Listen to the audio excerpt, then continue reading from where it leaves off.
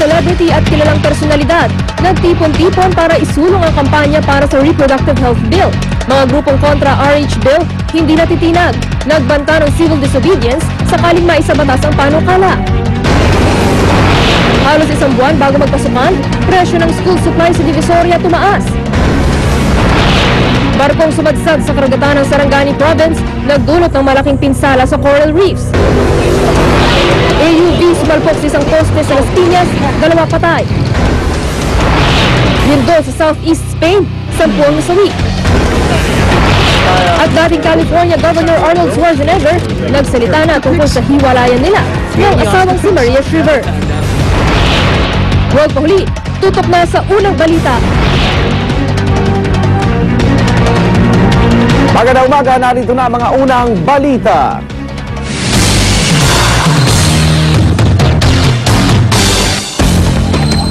Halos isang buwan bago magpasukan, presyo ng ilang school supply sa Divisoria tumaas. Mahigpit ng tinututukan ng DTI ang kalidad ng mga ibinebentang gamit pang-eskwela. Narito ang report ni Bernadette Reyes. Vacation mode pa ang marami nating kababayan pero si Rosario Bonita, inabutan kong namimili na ng school supplies sa Divisoria. May pera na po kasing pambili kaya umanon agad po kami bumili na agad. Ayun, kasi minsan pagkaan nagmamahal eh. Pero nagmahal ang diyat na niyang mga notebook at pad paper. Sa monitor ng DTI, nagmahal ng 1 peso hanggang 1.25 ang mga notebook na may bagong disenyo, tulad ng mga may makintab na cover o yung mga may kasamang plastic cover. Sa pwesto ito sa Divisoria, wala nang mabibiling notebook na bababa sa 10 pesos. Mga suppliers na mas mataas. Opo, tumaas yung presyo. Pero ano lang, piso, 2, ganun. At ang dahilan, all price hike pa rin. Minsan meron parang may glossy, minsan may plastic cover na nakasama. No? Ito ay mga talagang mga petroleum-based ito at posibleng magkaroon ito ng effect. Yung ibig sabihin, pwedeng tumaas ito dahil sa sumusunod sa presyo ito ng pagtaas ng presyo ng crude.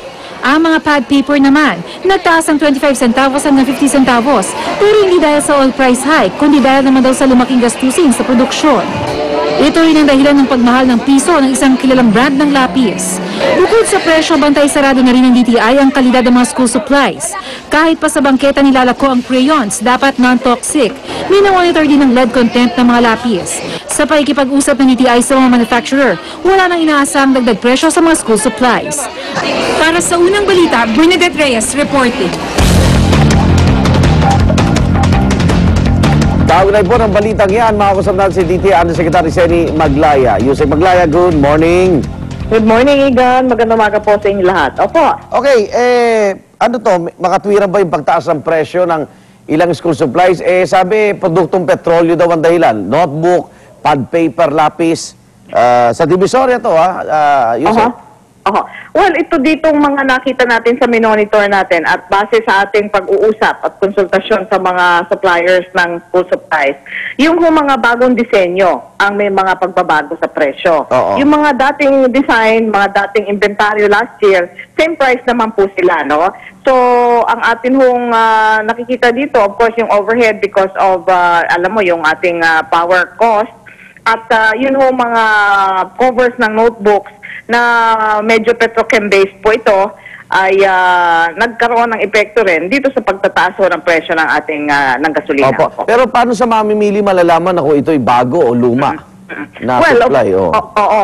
Ang makikita ho sa presyo ito at kasi yun ho ang magkakaroon ng pagbabago sa presyo kung ikukumpara yung old design dahil same maker yun, ano? Kunyari, pareho ang tatak, pero magkakaroon ng pagkakaiba sa presyo. Meron hong, for example, meron tayong 1375, meron namang 15. So, doon ho makikita ang pagbabago o diferensya sa presyo.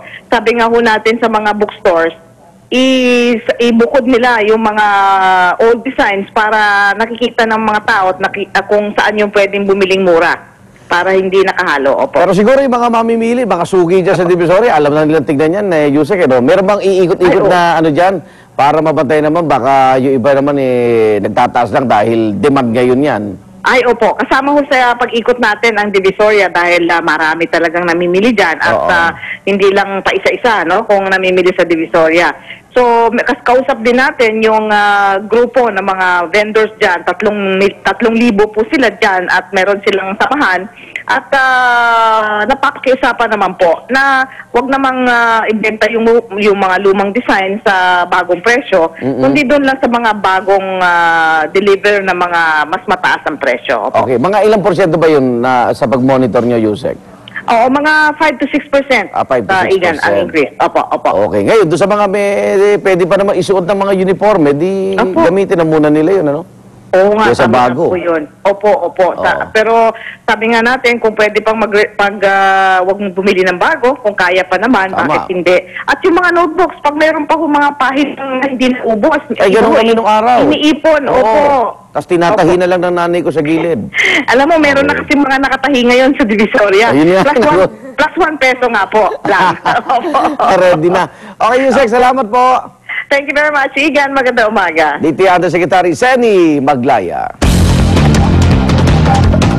Na school bus, naglipanan na naman ngayong malapit ng pasukan. Payo LTFRB sa mga magulang, huwag masilaw sa murang singil kung hindi naman tiyak ang kaligtasan ng inyong mga anak. Narito ang report ni Maki Pulido. Ipinagkakatiwala ng maraming magulang ang kanilang mga anak sa mga school bus. Pero gaano ba tayo katiyak na ligtas na ang mga bata habang bumabiyahe? Aminado ang LTFRB, hirap silang i-monitor kung talagang tumutupad sa regulasyon ang mga school bus. Maliban kasi sa prangkisa, dapat ang mga school bus may grill sa gilid ng sasakyan at may aakay sa mga bata sa pagsakay at pagtawid ng kalsada. Medyo may kakulangan kasi ng enforcer. Yun ang problema namin. Kaya pati mga kolorum na school bus halos hindi na rin mabantayan ng LTFRB. Umaasa na lang ang LTFRB na isumbong sa kanilang hotline ang mga kolorum pati na ibang paglabag sa regulasyon. Kaso matagal na raw nagsusumbong ang school bus operator na si Ami Fernandez, wala rin naman daw nangyayari. We've done that before, pero wala rin nangyari. I don't know, paminsan, merong pumupunta rito, pero after that, balik na naman sila. Mas marami na nga raw kolorum na school bus ngayon kaysa sa mga legal na operator. Mas mura raw kasi sumingil ang kolorum. Pero sa totoo lang, mas mahal man daw sila sumingil, mas tiyak naman daw ang kaligtasan ng bata. Mismong mga eskwelahan kasi ang tumitingin kung ligtas ang mga ginagamit na sasakyan. Pwede silang mag-complain sa school kung whatever complaints ang nakikita nila. They can coordinate with the school. Not like pagkakolorum, hindi nila sagot ng It's at their own risk. Kaya si Marlene Kalimag, kahit makakamura sa kolorum, mas pinili ang school-accredited school bus. Mahirap daw isugal ang kaligtasan ng kanyang apo. Ayoko pag-kolorum. Pagka kolorum, pag nahuli sa sakyan, wala na. Hindi na pwedeng umandar yan. Kukunin ng LTO, yung sasakyan. Sisimula naman ng LTFRB ngayong buwan ang training para sa mga school bus driver. Para sa unang balita, Maki Pulido, reporting. At kaugnay po dyan, makakausap natin si LTFRB Chairperson Nelson Laluces. Asik Laluces, good morning. Yes, good morning, Pia. Asik. Good morning to all your listeners. Good morning din po. Asik kasi yung mga legal na school bus operators nagrereklamo na po kasi nga naglipanan na naman yung mga kolorum na school bus. So, yung LTFRB po, paano pong pag-monitor ang ginagawa dito sa mga kolorum? May mga nahuli na po ba kayo? Well, sa ngayon, yung ganito lang yan, because we have not enough enforcers, what we do is kung meron kaming natatanggap na reports na may kolorum operators, we act on these reports and we immediately send our enforcers. So, on a case-to-case basis, hindi namin, I have to admit, hindi namin kayang i-monitor na yung talagang iikot yung mga enforcers namin. And what I would suggest is itong mga may alam na kolorum operators ng school service, i-report lang sa office namin and we will immediately act on these reports. So, kumbaga, walang mag-aabang na enforcer ng mga kolorum. Kailangan yung sabihin sa LTFRB? Well, meron kami din once in a while umikot, pero for specific